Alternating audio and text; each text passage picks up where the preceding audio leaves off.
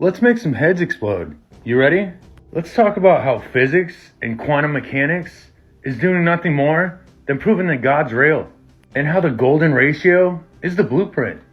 For entertainment value, of course, because I know absolutely nothing, and I'm just making this stuff up.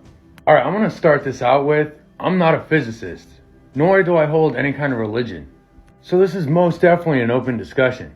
But if you can't see past the indoctrination of your education, then just scroll on. Or if somehow your student debt gave you some kind of arrogance towards this subject, don't even comment. Alright, let's talk the golden ratio. Imagine if there was a perfect number, a single number so flawless it formed the basis for all art and music. A number so important that it could be used across the disciplines of mathematics and physics, and a number so profoundly purposeful that the natural world and the universe would bend to its whims. That number is 1.618034. So let's find out why it's so important. Now, a good example of the golden ratio is the human body. The distance between your elbow and your wrist to your fingertips equals the golden ratio. And that happens throughout the human body. Now, this ratio also gives birth to something called the golden spiral, or also known as God's fingerprint. Golden ratio isn't just linear or rectangular. Within each golden rectangle is a smaller rectangle and a perfect square.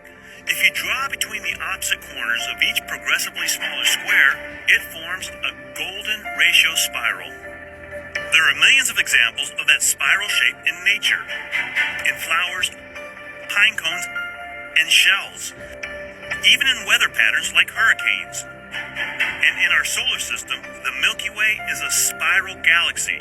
Now, the more you look, the more you'll see that this spiral appears everywhere. Like in fingerprints, and even in our DNA.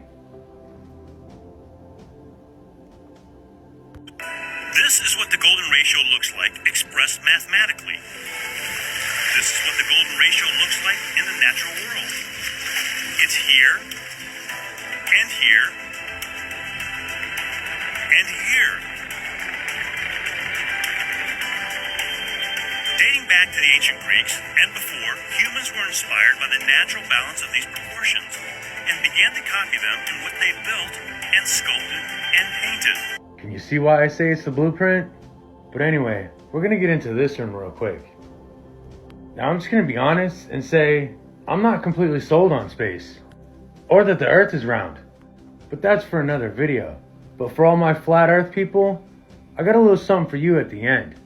Now, people have been trying to figure out the origin of our existence forever, and the true facts are, nobody knows. Einstein says the universe is a bubble. We live on the skin of the bubble, and the bubble's expanding. That's called the Big Bang Theory. String theory says there are other bubbles out there. There's a bubble bath of universes, and universes are being formed all the time. Big bangs are happening even as we speak.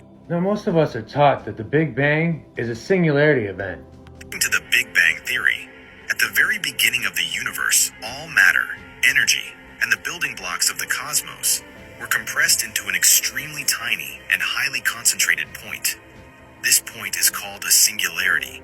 This is a point where infinite density exists. When we say infinite density, we mean that the matter and energy within this singularity were squeezed together to such an extent that their density reached an infinitely high value. The concept of a singularity comes from our current understanding of the laws of physics, particularly the equations of general relativity proposed by Albert Einstein.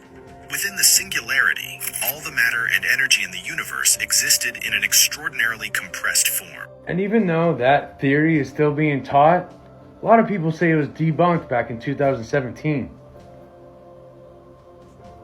Now, according to quantum mechanics, our existence started from nothing at all. 100 years of studying the universe, that the total energy of the universe could be precisely zero.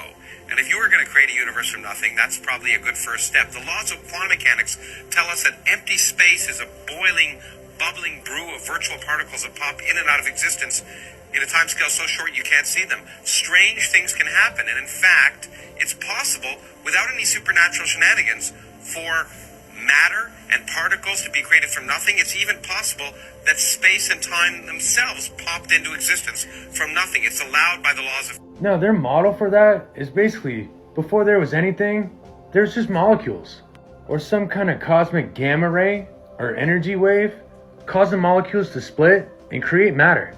But there's only a couple problems with that. See, that theory is based off the vacuum of space, but the vacuum of space is based off gravity, and gravity can't exist without mass. And the second problem with that is that the true meaning of nothing is where space, time, or the laws of physics don't exist.